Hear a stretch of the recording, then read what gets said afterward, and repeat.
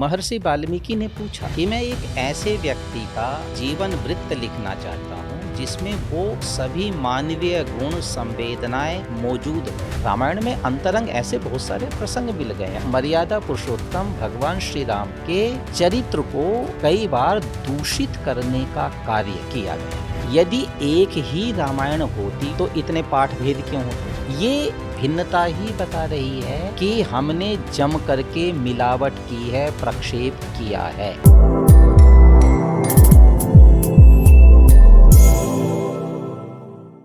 राम तुम्हारा चरित्र स्वयं काव्य है, कोई कवि बन जाए सहज संभाव्य है। नमस्ते, मैं श्वेता और आप देख रहे हैं ऋषि दृष्टि। आज का हमारा विषय बहुत संवेदनशील भी है, लेकिन नितांत आवश्यक भी। जिस रामायण को हम बचपन से सुनते आए हैं, जिसे हमने कथा के तौर पर, भक्ति या भावनाओं के तौर पर जाना है, आज हम उसी रामायण को शास्त्रीय आधारों पर जानने का एक छोटा सा प्रयास करेंगे। रामायण के नाम पर प्रचलित भ्रांतियों को स्पष्ट करने का प्रयास करेंगे कि क्या आज जो रामायण प्रचलित है ये वही मूल वाल्मीकि रामायण है या समय के साथ इसमें कोई आख्यान जोड़ दिए गए, और यदि उन्हें जोड़ा भी गया तो उनके पीछे प्रामाणिकता क्या थी। आइए इन सभी प्रश्नों को जानें, लेकिन याद रखें आज का ये संवाद आस्था की दृष्टि से नहीं अपितु अध्ययन की दृष्टि से किया जाएगा। हमारा उद्देश्य आपकी श्रद्धा को ठेस पहुंचाना कतई भी नहीं है, अपितु आपकी श्रद्धा को सत्य से जोड़ने का एक छोटा सा प्रयास है। आपके इन सभी प्रश्नों पर प्रकाश डालने के लिए आज हमारे साथ उपस्थित है तार्किक, विचारक, विद्वान और चिंतक प्रोफेसर राजेंद्र विद्यालंकार सर। सर, आपका बहुत बहुत स्वागत है। धन्यवाद श्वेता जी, प्रणाम, और आपके चैनल के सभी दर्शक साथियों को भी प्रणाम। धन्यवाद सर। सर, हमारे सभी प्रश्नों को वैदिक और शास्त्रीय दृष्टि से समझाने का प्रयास करेंगे, तो आइए निसंकोच, बिना भय के, बिना किसी पूर्वाग्रह के अपने प्रश्नों के उत्तर को जानें और सत्य की खोज में निकलें।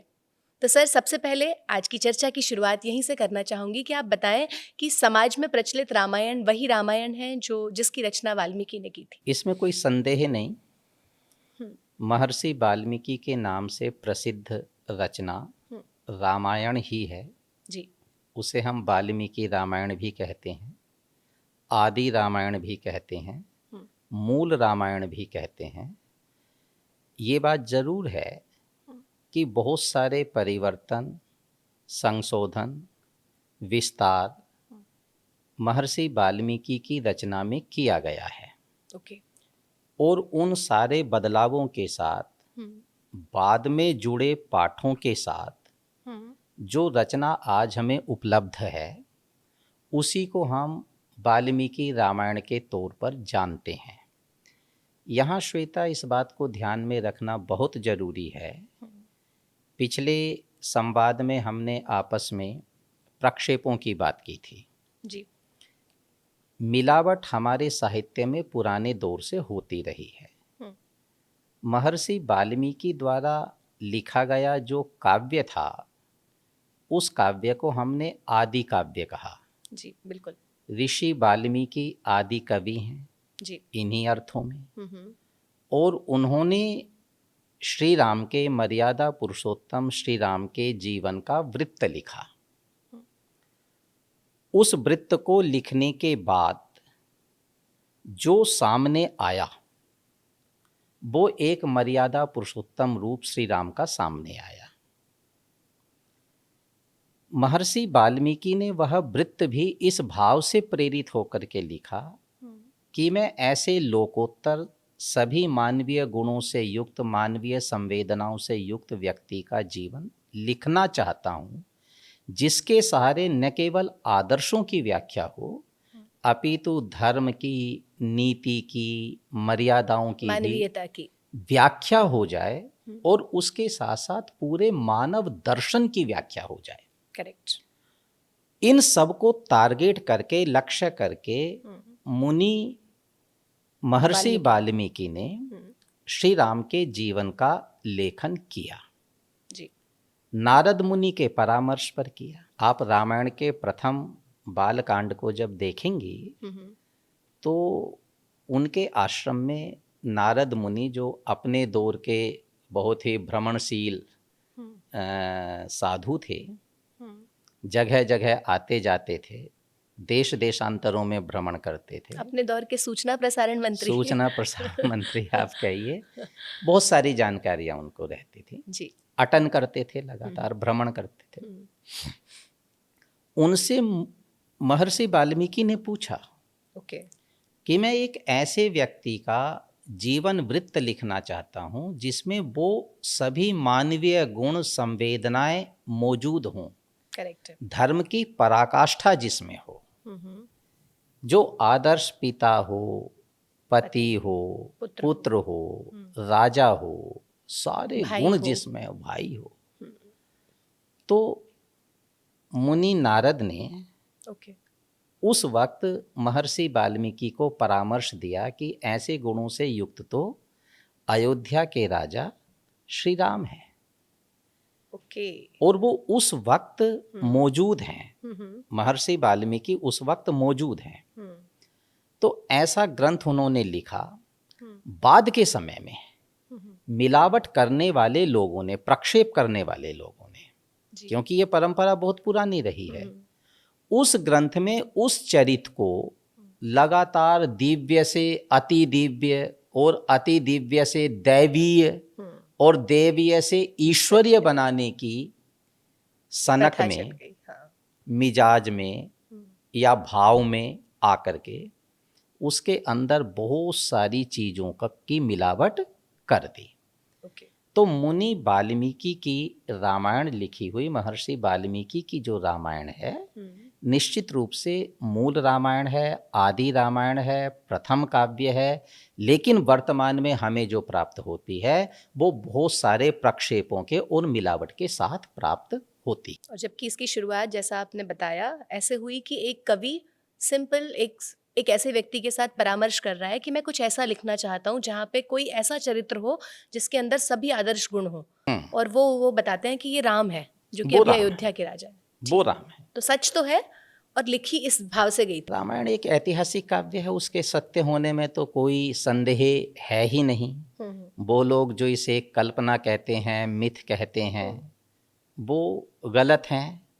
वो ऐतिहासिक रूट, ऐतिहासिक स्थान मौजूद हैं। श्री राम की ऐतिहासिकता में कोई संदेह दूर दूर तक भी नहीं है। अब तो न्यायालय ने भी इसको सिद्ध कर दिया, मान ही लिया है। हाँ, देश का दुर्भाग्य रहा कि उनको सिद्ध करना पड़ा। पर ये बात जरूर है कि जिस रूप में महर्षि वाल्मीकि ने रामायण में मर्यादा पुरुषोत्तम श्री राम का जीवन वृत्त लिखा था, हमारे बाद के लोगों ने उसको वैसा नहीं रहने दिया। ठीक है। कथावाचकों ने वैसा नहीं रहने दिया।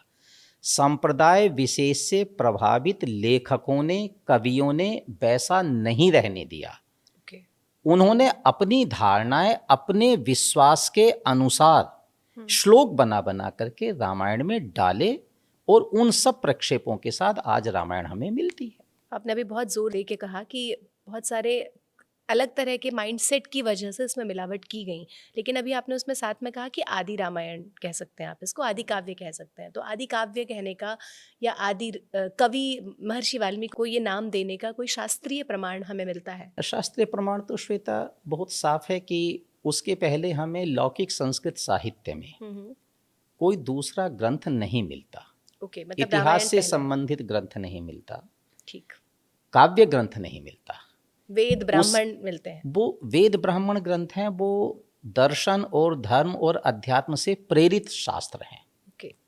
वो काव्य नहीं है। करेक्ट।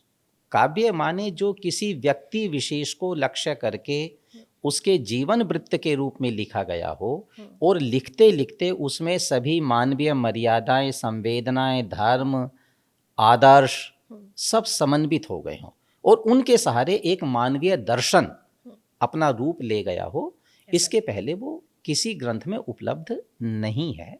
उसके पहले के सभी ग्रंथ आध्यात्मिकता से प्रेरित ग्रंथ हैं, धर्म से प्रेरित ग्रंथ हैं, दर्शन से प्रेरित ग्रंथ हैं। लेकिन लौकिक काव्य ये प्रथम है, इसलिए ये आदि कवि हैं इसके लेखक, और ये आदि काव्य है। अच्छा, इसी में बालकांड और उत्तरकांड जो है उसकी प्रामाणिकता को लेकर भी विद्वानों में बहुत मतभेद देखने मिलता है। आप इस विषय में क्या कहना चाहेंगे? श्वेता जी, मैंने पिछले संदर्भ में भी आपसे ये बात कही थी। हम्म, बालकांड का काफी हिस्सा जी, और उत्तरकांड संपूर्ण, ओके, ये रामायण में प्रक्षेप है। बालकांड में जहां दैवीय घटनाएं हो रही हैं, वो सारी दैवीय घटनाएं देवता बैठ कर के योजना बना रहे हैं, भगवान विष्णु से प्रार्थना कर रहे हैं कि आप धरती पर जन्म लें, बालक के रूप में जन्म लें। ये सारी घटनाएं, अहिल्या के उद्धार की हाँ, घटना है, जी, इस तरह की घटनाएं ये बाद में जोड़े गए प्रक्षेप हैं। इनका वाल्मीकि की मूल कथा से कोई लेना देना नहीं है। ये कालांतर में मर्यादा पुरुषोत्तम श्री राम को, जो कि सभी मानवीय उदात्त गुणों से युक्त हैं, वीर हैं, मातृपितृ भक्त हैं, अच्छे शिष्य हैं, अच्छे नागरिक हैं, सारे गुण जिनमें एक हैं, अच्छे नायक हैं, अच्छे नायक हैं। इतने सारे गुणों को बाद के लोगों ने जब हमारे समाज में अवतारवाद का विचार घर कर गया, जी, इनकारनेशन ऑफ गॉड, ओके, भगवान के पैदा होने का ख्याल, ये बहुत बाद की कल्पना है। जी, जब मध्यकाल में ये विचार बढ़ा, उस वक्त हमने इस विचार को पुष्ट करने के लिए देवताओं की संगति बुलाई, उनको बिठाया, विष्णु से आग्रह करवाया कि वो प्रकट हों, जन्म ले, उद्धार के लिए जन्म ले, और बहुत सारी घटनाएं ऐसी घटती चली गई। तो अवतारवाद के भाव से, विचार से प्रभावित होकर के जितनी घटनाएं उसमें डाली गई हैं, वो मूल रामायण का हिस्सा नहीं है। और इस बात का प्रमाण यही है कि वो मानवीय गुणों की बात कर रहे हैं वाल्मीकि। श्वेता, इस बात का प्रमाण ये है कि महर्षि वाल्मीकि जब मुनि नारद से जी, ये पूछते हैं कि इस दौर में, इस वक्त ऐसा कौन व्यक्ति है जिसमें ये गुण हों, करेक्ट, सही, वो एक पूरी गुणों की सूची वहां पर दी है, वो सब मानवीय गुण है। सही, ऐसे गुणों से युक्त व्यक्ति श्री राम है। ठीक है, वो बता रहे हैं कि ये गुण आपको श्री राम में मिलेंगे। बाद में उनके अंदर हम एडिशन करते चले गए, तो बालकांड का काफी हिस्सा प्रक्षेप है और पूरा का पूरा उत्तरकांड। देखो, षट कांडानी बार बार हमें रामायण में मिलता है, कई स्थानों पर मिलता है। जो 6 कांड हैं रामायण के, बालकांड, अयोध्याकांड, किष्किंधा-कांड, अरण्यकांड, सुंदरकांड, युद्धकांड, इन 6 कांडों में युद्ध कांड पर आते आते फलश्रुति दे दी गई। फलश्रुति एक ऐसी परंपरा है प्राचीन शास्त्रों की लेखन की, जहां उपसंहार मान लिया जाता है, समापन मान लिया जाता है, प्रयोजन खत्म हो जाता है, खत्म हो जाता है। तो जब फलश्रुति दे दी गई, फल प्राप्ति की सूचना दे दी गई, सब कुछ दे दिया गया, षट कांडानी बार शब्द आए हैं, रामायण वहां पूरी हो गई। ये षट कांडानी रामायण के मूल उसमें मिलता है, टेक्स्ट में मिलता है जी, वो वहां पूरी हो गई श्वेता। और पूरी होने के बाद फिर हमने उत्तरकांड आगे विस्तार देना शुरू किया। विस्तार क्यों देना शुरू किया? क्योंकि हमने श्री राम को मानवीय गुणों से ऊपर उठा करके यात्रा कहाँ तक की करानी थी? ईश्वर तक, ईश्वरीय तक, जी, भगवत तक की हमने यात्रा करानी थी। तो उस यात्रा को कराने के लिए, जो कि अवतारवाद के विचार से प्रभावित यात्रा थी, उस विचार को मानने वाले लोगों ने बाद में उत्तरकांड का एडिशन उसमें किया। और बहुत सारे प्रसंग उत्तरकांड में ऐसे हमने डाल दिए जिनका कोई सिर पांव नहीं है, जिनकी वजह से शायद सामान्य जनता के मन में एक संदेह पैदा होता है और उनसे श्री राम के गुणों में कोई वृद्धि नहीं हुई, अपितु मर्यादा पुरुषोत्तम भगवान श्री राम के चरित्र को कई बार दूषित करने का कार्य किया गया है। और वो सारी रामायण में भी है। रामायण में अंतरंग ऐसे बहुत सारे प्रसंग मिल गए हैं। अभी 24,000 तक के जो श्लोक हैं, आप उन्हें देखेंगे, उसमें बहुत सारे प्रसंग ऐसे आ गए हैं जिनसे कई तरह की समाज में मौजूद कुंठाओं को अभिव्यक्ति दी गई है। वो श्री राम के जीवन का हिस्सा नहीं है। तो इसलिए पूरा का पूरा उत्तरकांड प्रक्षिप्त है, उसकी कोई प्रामाणिकता नहीं है, वो रामायण का हिस्सा नहीं है, वो पूरी तरह से मिलावट है। और वो कैसे मिलावट है श्वेता? वो ठीक ऐसे ही मिलावट है। तुलसीदास जी ने रामचरितमानस लिखा जी। उसके 7 कांड लिखे, आजकल 8वां कांड भी जोड़ने लगा उसमें, अच्छा। लवकुश कांड। ओके।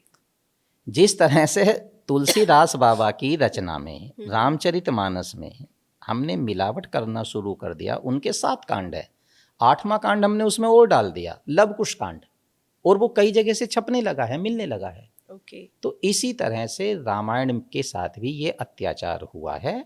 उत्तरकांड पूरा का पूरा मिलावट का। अच्छा, एक प्रमाण अगर आप और देखें श्वेता, रामायण के हमें 4 संस्करण मिलते हैं जी। सबसे पुराना संस्करण है गौड़ीय संस्करण, जिसे आप बंग मतलब संस्करण भी कहते हैं। ओके। जिसका संपादन इटली के बड़े विद्वान थे, 1846-47 के आसपास उन्होंने इटालियन अनुवाद के साथ उसको छापा था, पेरिस से छापा था। वो सबसे पुराना रामायण का वही संस्करण उपलब्ध है। उसके बाद 1903 में दाक्षिणात्य संस्करण छापा, जो गुजराती प्रिंटिंग प्रेस बंबई से उस समय छपा था। दाक्षिणात्य संस्करण जो आजकल गीता प्रेस भी छापता है। ठीक है। तीसरा एडिशन रामायण का पश्चिमोत्तरीय संस्करण है, जो कभी डीएवी कॉलेज लाहौर में श्री पंडित भगवत दत्त बीए ने उसका संपादन किया था, और 1931 में उसका प्रकाशन हुआ था, लाहौर से प्रकाशित हुआ था। और चौथा जो प्रामाणिक संस्करण है रामायण का, वो ओरिएंटल इंस्टीट्यूट सयाजीराव यूनिवर्सिटी का हिस्सा है बड़ोदरा में जी। वहाँ से वो छपा है 1960 के आसपास, मेरे विचार से 1960 ही है सही सन, यदि मैं याद कर रहा हूँ तो उसमें वो छपा है जी। इन चारों संस्करणों में जितने सर्ग हैं अलग अलग हैं। ओके। श्लोक संख्या हैं अलग अलग हैं, चारों के चारों में पाठ भेद हैं। यदि एक ही रामायण होती श्वेता, तो इतने पाठ भेद क्यों होते? सर्गों की संख्या अलग अलग क्यों होती? सही है। ये भिन्नता ही बता रही है कि हमने जम करके मिलावट की है, प्रक्षेप किया है। लोग इसे विस्तार कहते हैं। ये बात दीगर है कि उस विस्तार ने किसी चरित्र का कचूमर निकाल दिया, किसी दर्शन का बेड़ा गर्क कर दिया। एक उदात्त और मानवीय जो फिलॉसफी थी, एक मानव का संघर्ष था, उस सारे मानवीय संघर्ष को पलीता लगा दिया। ये बात अलग है, लेकिन हम आस्था की झोंक में उस चीज को स्वीकार अक्सर नहीं करते हैं। लेकिन प्रामाणिक तौर पर रामायण के चारों संस्करणों में बहुत पाठ भेद हैं, सर्ग भेद हैं, श्लोकों का भेद है, और यही चीज प्रमाण दे रही है कि रामायण में बहुत सारे प्रक्षेप मौजूद तो तभी से हो गए थे। रामायण में 3-3 अनुक्रमणिकाएं हैं। ओके। एक अनुक्रमणिका बालकांड में है, 2 दूसरे संस्करणों में भी मिलती हैं, और उन सब में बहुत सारे प्रसंग नहीं है। बालकांड की शुरुआत होने के बाद अनुक्रमणिका है शुरू में। ओके। हाँ, बीच में ही अनुक्रमणिका मिलती है, पूरी विषय सूची मिलती है, और वो 6 कांड तक खत्म हो जाता है। लेकिन उसके बाद के जो संस्करण आए, उसमें जो अनुक्रमणिकाएं मिलती हैं, विषय सूचियां मिलती हैं, उसमें उत्तरकांड को भी महर्षि वाल्मीकि की रचना सिद्ध करने के लिए अनुक्रमणिकाओं का विषय बनाया गया। उसके बाद एक और हाँ, 6 कांड है, उसके बाद एक उत्तरकांड है। ठीक है। ठीक है। ठीक। तो उत्तरकांड अपने आप में ही बता रहा है, जिसमें भविष्य की पूरी योजना दे दी गई है। भाई इतिहास तो कौन सा होगा? इतिहास तो वही होगा ना जो हो चुका जी। जो भविष्य में होने वाला है, आप उसे इतिहास क्या कहेंगे? उसको हाँ, बिल्कुल। जो भावी घटनाओं की भी व्याख्या करने जा रहा है, तो पूरा उत्तरकांड प्रक्षेप है। और हर बुद्धिमान आदमी को मर्यादा पुरुषोत्तम श्री राम के जीवन के उत्कर्ष को समझने के लिए उसे बुद्धि विवेक के साथ ही स्वीकार करना चाहिए। तो उत्तरकांड में ऐसे श्लोक हैं जो भविष्य की योजना को भी बता रहे हैं। तो ये सबसे बड़ा प्रमाण है। ठीक है। और उसका नाम ही उत्तरकांड है।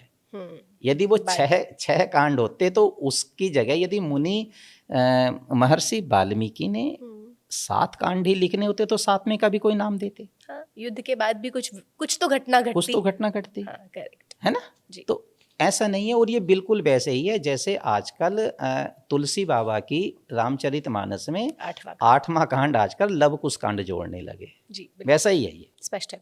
ठीक है सर, अभी जब हम प्रक्षेपों की बात कर रहे हैं तो एक रामायण में प्रसंग आता है शंबूक वध का। इस कथा का क्या प्रसंग है? ये जो जैसा उपलब्ध है रामायण में, हालांकि दिख रहा है कि कहीं मिलावट है, लेकिन श्वेता, अभी हम चर्चा कर रहे थे उत्तरकांड की। हम्म, शंबुक वध का उल्लेख कहाँ पर आता है? उत्तरकांड में। उत्तरकांड में। और वो पूरी तरह से प्रक्षिप्त है। मर्यादा पुरुषोत्तम श्री राम उस समय एक तापसी है जी। सबरी। हाँ। जरा ध्यान करिए। सबरी के आश्रम में वो जा रहे हैं, बेर खा रहे हैं। वो क्या करती है? जंगल में रह करके तपस्या कर रही है। किस वर्ण की है? जब उसके तपस्या करने से किसी का कोई नुकसान नहीं हो रहा, मैं एक दूसरा नाम आपको लेता हूं, उनका परम मित्र है गुहराज। ओके, गुहराज। आप यदि याद करें, जी जी। श्री राम के परम मित्र हैं जो वन गमन में उनके साथी बने, और उनका नाम क्या है? गुहराज। गुहराज। किस समुदाय से हैं? निषाद। जिनको आज हम हेय समुदाय मान लेते हैं सामाजिक तौर पर, जो कि है नहीं। करेक्ट। जो कि है नहीं, हमारी बेवकूफ़ी है। लेकिन फिर भी जिनको हम मान लेते हैं या माना जाता रहा है, श्री राम की उनसे मित्रता है, परम मित्र है, परम मित्रता है। वो उनके साथ उठ बैठ रहे हैं, सारे काम कर रहे हैं।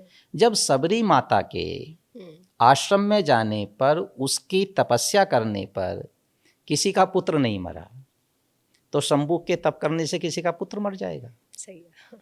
ये पूरी तरह से श्री राम के चरित्र को कलंकित करने के लिए जोड़ी गई कथा है। इसका वास्तविकता से, यथार्थ से कोई लेना देना नहीं है। और कितनी बेवकूफाना घटना है कि किसी का पुत्र मर गया, किसी ब्राह्मण का पुत्र मर गया। आपको घटना तो पता है ना? जी जी। किसी ब्राह्मण का पुत्र मर गया, वो राजा के दरबार में आता है और वो कहता है कि ये राजा के पाप हैं जिसके कारण मेरा पुत्र चल बसा। मोटी सी घटना ये है जी। वो पता करते हैं भाई क्या है, तो कोई दिव्य आत्मा उनको बताते हैं, ऋषि उनको बताते हैं कि आपके राज्य में कोई शूद्र तप कर रहा है, उसके प्रतिफल ये घटना घटी है। और श्री राम राज्य सौंप करके दूसरों को, पूर्व में गए, उत्तर में गए, पश्चिम में गए। जब वो दक्षिण में पहुंचे तो उन्हें एक व्यक्ति उल्टा टांगा तप करता मिला। वो शंबुक था। उसने पूछा क्यों तुम कौन हो? मैं शंबुक हूँ। क्या कर रहे हो? तप कर रहा हूँ। किस समुदाय से? उसने अपना समुदाय बता दिया, मैं शूद्र वर्णीय हूँ। तो क्यों कर रहे हो? सशरीर में स्वर्ग जाना चाहता हूँ। अच्छा भाई, उल्टा लटक करके कौन सा तप होता है? कौन से शास्त्र में लिखा हुआ है? योग दर्शन के कौन से शास्त्र में लिखा हुआ है? और सशरीर कौन जा सकता है? सशरीर कौन जाता है? ये सब बेवकूफाना व्याख्याएं हैं, बरगलाने की व्याख्याएं हैं। इस तरह की बहुत सारी चीजें उत्तरकांड का विषय है। सीता के त्याग की घटना है। अगला प्रश्न वही था मेरा कि जो सीता की अग्नि परीक्षा को लेकर समाज में इतनी भावनात्मक मुद्दे बन गए हैं, जैसे कि राम के पति धर्म पर एक प्रश्न उठ जाता है। इसका भाव, मतलब इसका मूल आधार कुछ है? देखो, जिस तरह से शंबुक वध की घटना बहुत विकृत करने वाली घटना है, श्री राम के जीवन को, वृत्त को, मतलब निराधार है। निराधार मतलब ये घटना उस वक्त की है जब समाज में धीरे धीरे जातीय उन्माद बढ़ने लगा था। जातीय श्रेष्ठता का बोध समाज में बढ़ रहा था। ये घटनाएं उस दौर की घटनाएं हैं। उस समय में ये रामायण का हिस्सा बनाई गई हैं, इसलिए कि एक भगवान के नाम से जाति को और बढ़ावा दे दिया जाए कि उन्होंने किया था तो तुम भी करिए। कुत्सित और विकृत परंपराओं को जस्टिफाई किया जा सके बड़े आदमियों के जीवन से जोड़ करके। करेक्ट। इसलिए ये जोड़ी गई हैं उनके साथ। इनका मूल घटना से, रामायण से इनका कोई लेना देना नहीं है। अपने समाज की जो हार्मनी है, अपने समाज का जो सौख्य भाव है, सर्व समाज आपस में मिलकर के रहता है, उसका ये भाव है, वो कभी भी खत्म नहीं हुआ है। ठीक है। और श्री राम के समय में तो बिल्कुल ही नहीं हुआ है। और ठीक उसी तरह की घटना भगवती सीता के परित्याग की है। अग्नि परीक्षा किस नाम की अग्नि परीक्षा भाई? श्री राम जो देवी सीता को इतना चाहते हैं, इतना प्रेम करते हैं। रामायण के प्रसंग आप पढ़ें, प्रेम का शिखर, प्रेम का चरम क्या होता है, इंतहा क्या होती है, वो आपको श्री राम और देवी सीता के पारस्परिक संबंध में मिलेगा। ओके। उनका जो आपसी तालमेल है, समन्वय है, उसमें मिलेगा। और श्री राम किन किन शब्दों में देवी सीता के प्रति अपने प्रेम का, लगाव का व्याख्यान कर रहे हैं, उसको उजागर कर रहे हैं, स्वर दे रहे हैं, वो आप रामायण में देखें। वो एक पत्नी व्रत हैं, एक पत्नी व्रती हैं। करेक्ट। जब देवी सीता नहीं भी हैं तो भी वो उनके स्मृति में एक ऐसा हम मतलब जानते सुनते आए हैं।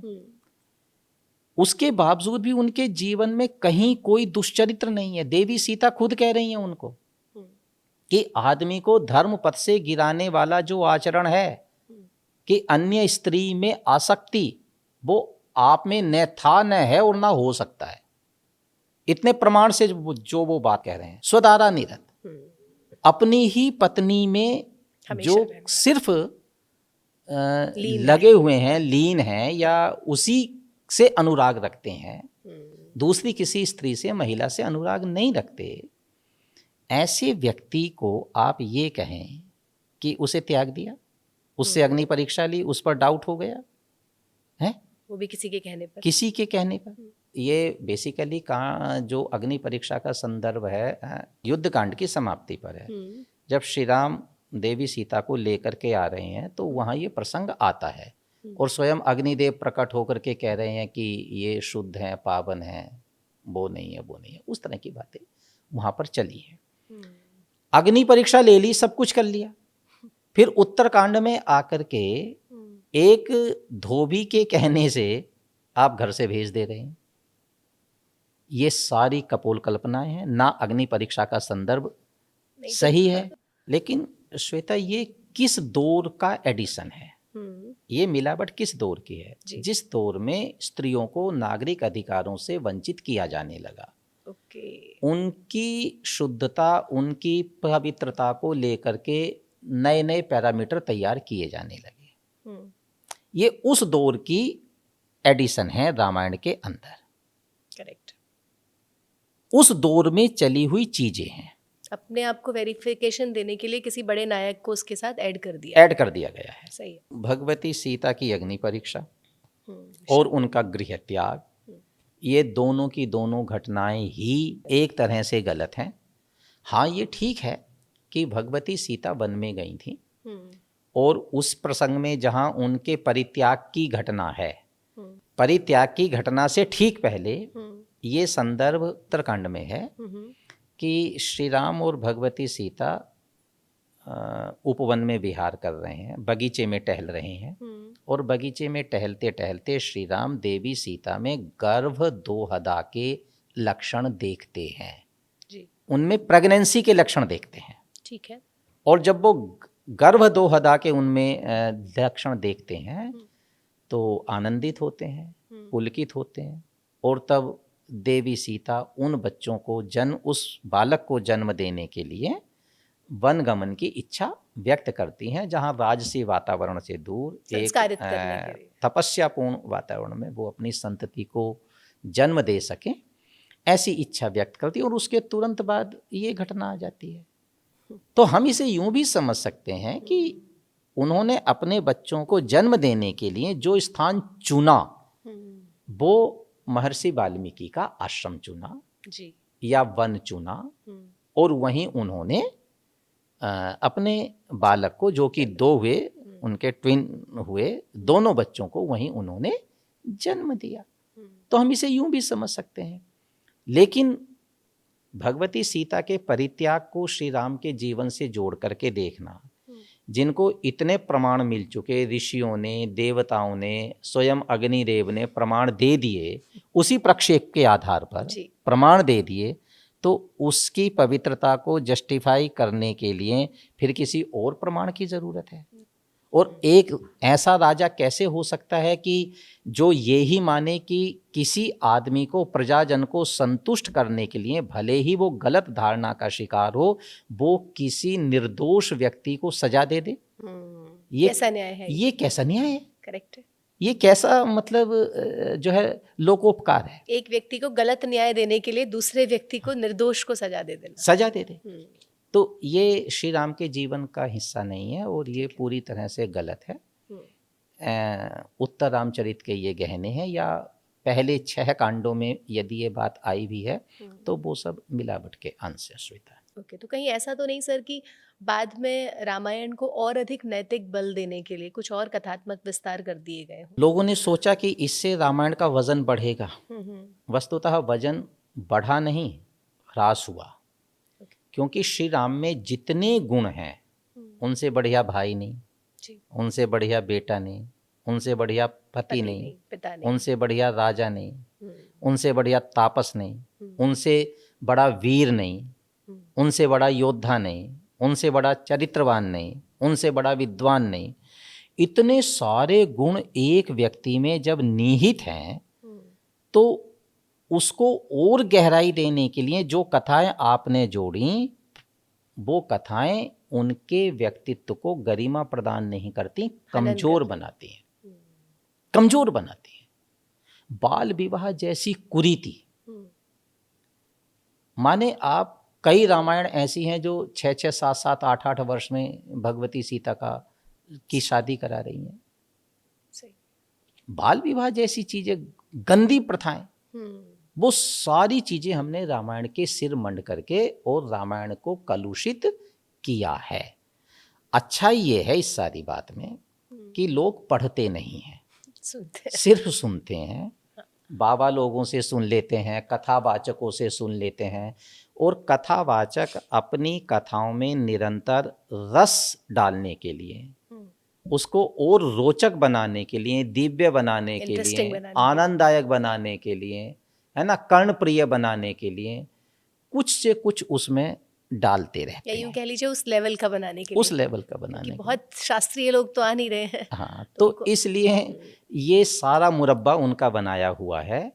लोगों में एक बड़ी बात यह है कि वो सिर्फ सुन करके चीज़ों को स्वीकार कर लेते हैं। जब उठा करके पढ़ेंगे तो पढ़ते समय उनका तर्क भी काम करेगा, और तर्क काम करेगा तो ऐसी चीज़ें अपने आप छटनी शुरू हो जाएंगी। प्रक्षेपों से, मिलावट से श्री राम के चरित्र को भी अलग करना लोग शुरू करेंगे। तो अगर मूल टेक्स्ट पढ़ना हो तो कौन से पब्लिकेशन का पढ़ा जाए, क्या क्या पढ़ा जाए? सभी पब्लिकेशंस के टेक्स्ट को जिसको भी आप लेंगे जी, उनमें श्वेता प्रक्षेप तो हैं। ओके, वो तो आपको अपने बुद्धि विवेक से तय करना होगा कि इतना प्रक्षेप है और इसको मुझे सावधानी पूर्वक पढ़ना चाहिए। जैसे बालकांड है अभी जी, मैंने पिछली बार भी आपको जिक्र किया था स्मृतियों के संदर्भ में। डॉक्टर सुरेंद्र कुमार, जिन्होंने मनुस्मृति का एक बहुत ही शानदार एडिशन, है ना, शुद्ध एडिशन हमें प्रदान किया है, उन्होंने अभी बालकांड का एक बहुत अच्छा एडिशन रेडी किया है। ओके, अभी वो छपा है, ठीक, आर्ष साहित्य प्रचार ट्रस्ट से ही। ओके, यदि उस लय में आप एक बार उसे देख लें और आपकी समझ में आ जाए कि बेसिक रूट क्या है, तो आपको लगती जो कथाएं हैं, जहां अति की तरफ ले जाती चीजें हैं, उन्हें आप अपने आप ही छोड़ देंगे। ओके, आपको लगातार अपना माइंड अप्लाई करना पड़ेगा कि क्या चीज संभव है और क्या चीज असंभव है। संभव प्रमाण अपने यहाँ एक बहुत अच्छी चीज रही है, प्रमाण है, वो भी प्रमाण है। ये चीज संभव है या नहीं है, अपने बुद्धि विवेक का परिचय जहां देना है वो संभव प्रमाण, वो संभव प्रमाण है। करेक्ट। तो मुनि वाल्मीकि ने जिस कैरेक्टर को लिखा वो दिव्य गुणों से युक्त है, उदात्त मानवीय गुणों से, संवेदनाओं से युक्त कैरेक्टर है जी, वो श्री राम है। वाल्मीकि के राम जो हैं वो मर्यादा पुरुषोत्तम है, और मर्यादा पुरुषोत्तम को ध्यान में रख करके यदि आप वाल्मीकि की रामायण को पढ़ेंगे तो उसमें जो प्रक्षेप हैं सहज भाव से आपको अपने आप ही वो मिलते चले जाएंगे। तो कहीं ऐसा ही तो नहीं है ना कि इसको मर्यादा पुरुषोत्तम बनाने के लिए कुछ आदर्शवादी कथानक और तथ्य बाद में ऐड ऑन होते चले गए? उनके जीवन में वो स्वतः हैं, उनको हमने दिव्य बनाने के लिए ऐड किया। तो मतलब ये जो एडिशन है वो मर्यादाओं के जितना उच्च मानक रूप हैं वो तो सब उनमें हैं, वो तो सबके सब उनमें हैं। देखो ना, जब माता कैकेयी उनसे वचन लेती है और वो पूछती है कि जो मैं तुम्हें कहूंगी क्या तुम मानोगे, तो राम का उत्तर क्या है कि माँ, मैंने जिसको आज तक वचन दिया है उसे कभी तोड़ा नहीं है।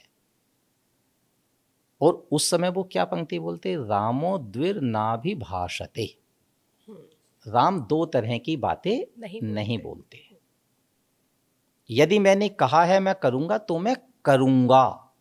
जब वो सुग्रीव को कह रहे हैं जी, उसको वचन दे रहे हैं, गद्दी दिलाने का वचन दे रहे हैं, तो वो क्या वाक्य कह रहे हैं, मैंने ना कभी अतीत में झूठ बोला है और ना कभी भविष्य में झूठ बोलूंगा। अनृत मैंने किया ही नहीं है, कभी भी नहीं किया, मैंने कभी झूठ बोला ही नहीं।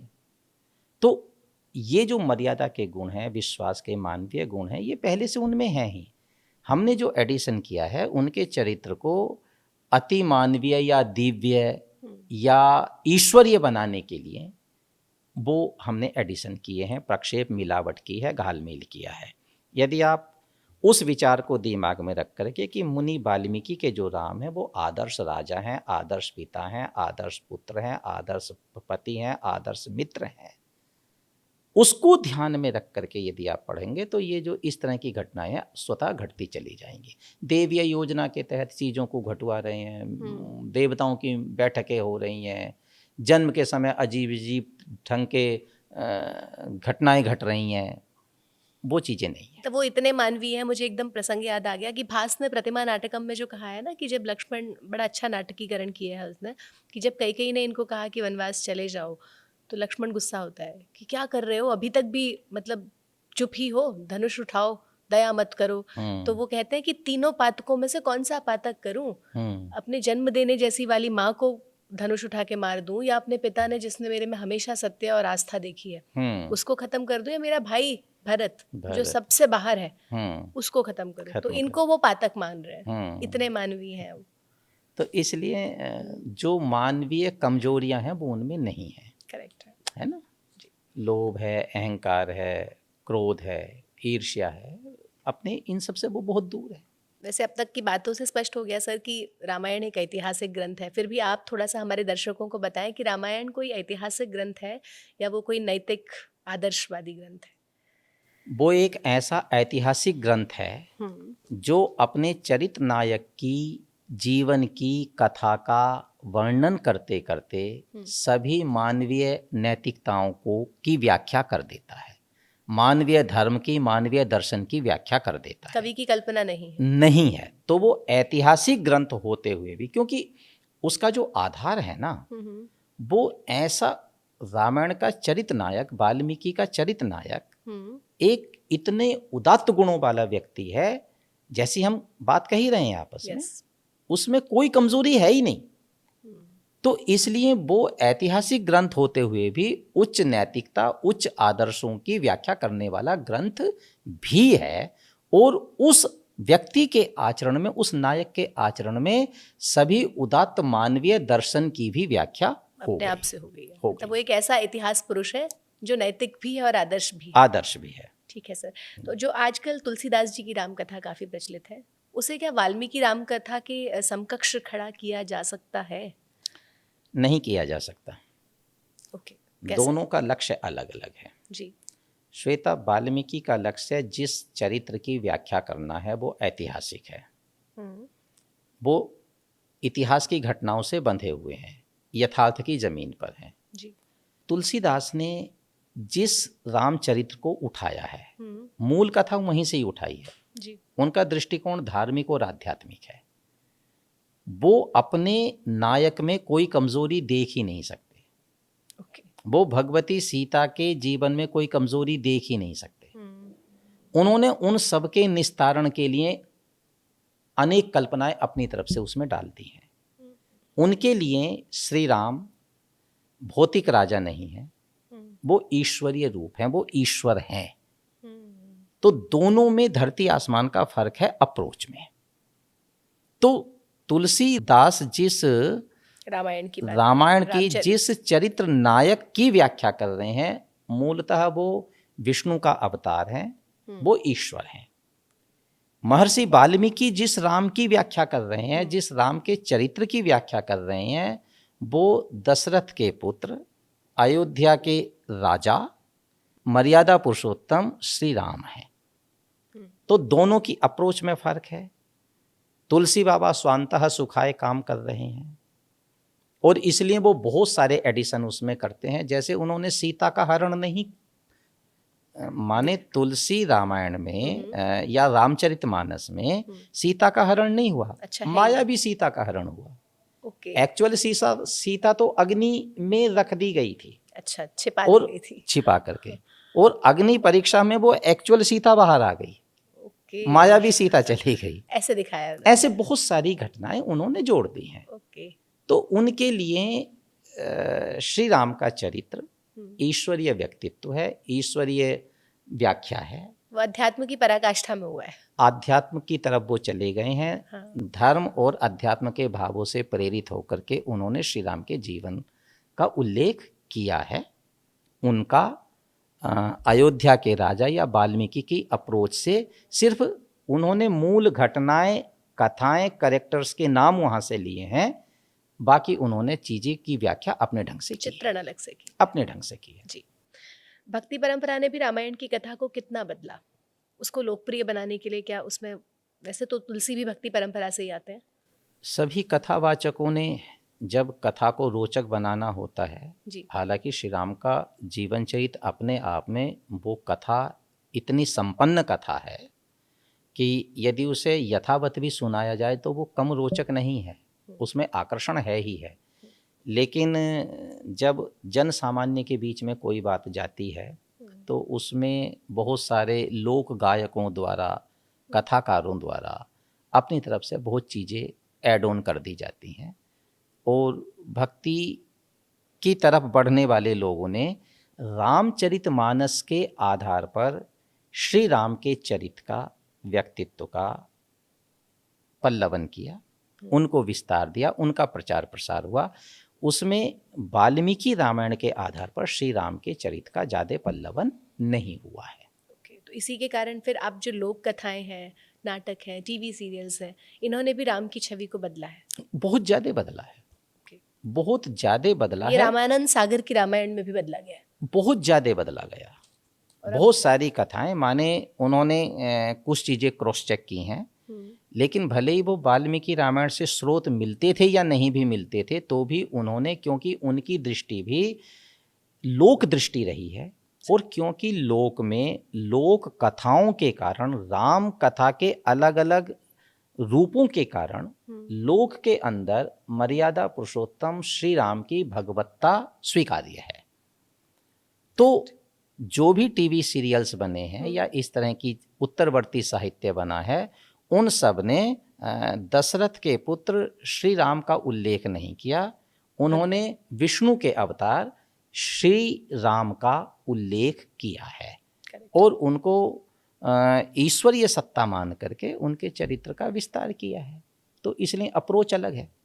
इसी में थोड़ा सा ऐड ऑन करूंगी कि ये जो आजकल कथावाचक होते हैं, जो रामायण की कथा को सुनाते हैं, तो ये भी कहीं ना कहीं इसी दृष्टि से ईश्वर को, मतलब राम को देख रहे हैं। ये सब रामचरितमानस के दृष्टिकोण से श्री राम के जीवन को देखते हैं और उसी के हिसाब से व्याख्या करते हैं। वाल्मीकि रामायण तो इनके लिए श्री राम राजा के रूप में नहीं है, इनके लिए श्री राम ईश्वरीय सत्ता के रूप में श्री राम के जीवन व्यक्तित्व का पल्लवन विस्तार किया जाता है, जो कि रामचरितमानस का मुख्य रूप रहा है। इसको कुछ ऐसा सा समझा जाए कि इन सब का उपजीव्य काव्य जो था वो रामायण था, वो रामायण था।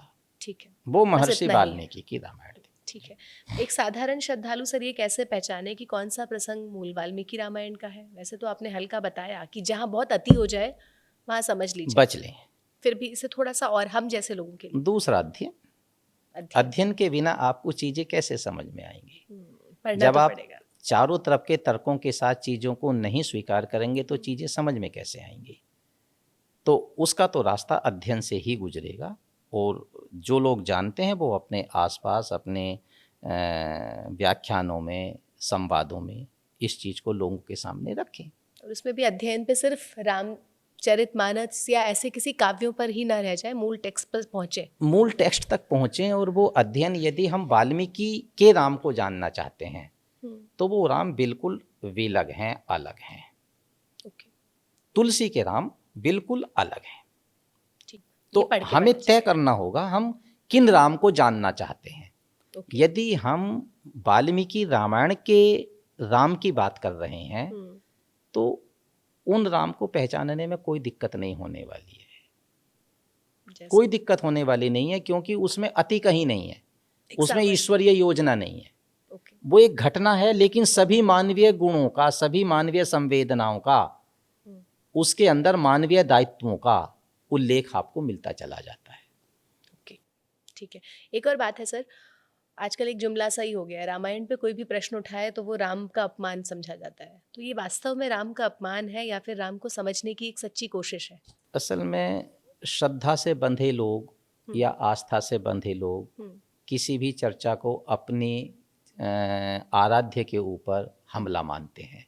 यस। और ये ठीक वैसा ही है, क्योंकि पिछले दिनों जिस तरह से धर्मों की हमने अभिरुचियां देखी, और ख़ास तौर से इस्लाम को मानने वाले लोगों ने जो आक्रामकता अपनाई, मोहम्मद साहब पर चर्चा नहीं कर सकते, कुरान पर चर्चा नहीं कर सकते, उस धर्म के चरित्र नायकों पर चर्चा नहीं कर सकते, उनकी परंपराओं पर चर्चा नहीं कर सकते, वरना उनके यहाँ एक सीधा सा नियम है, सर तन से जुदा। सही है। कहीं ना कहीं हमारे सोशल मीडिया के इस दौर में, अपने डिस्कोर्सेज में, हमारी अप्रोच में, हमारी ओपिनियन में या लोगों की प्रतिक्रिया में गाहे बगाहे ये बात उठ करके आ जाती है कि हम भी वैसा क्यों नहीं कर लेते, उतने कठोर क्यों नहीं हो जाते। क्यों नहीं हो जाते। हो जाइए, हुआ जा सकता है, लेकिन होने के बाद कम से कम धार्मिक तौर पर समाज स्वस्थ तो नहीं रहेगा।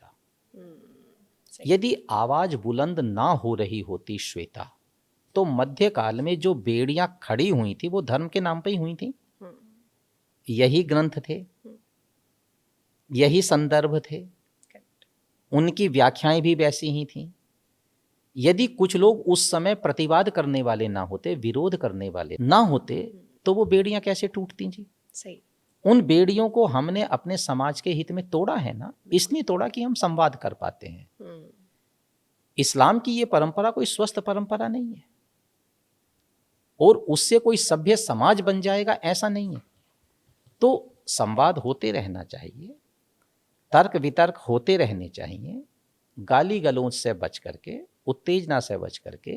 यदि कहीं कोई किसी कवि की ग्रंथ में, रचना में मिलावट हो रही है, उसे कहा जाता रहना चाहिए। और यदि कहीं किसी चरित्र नायक के द्वारा भी कुछ गलत हो रहा है तो उसको उजागर किया ही जाना चाहिए जी।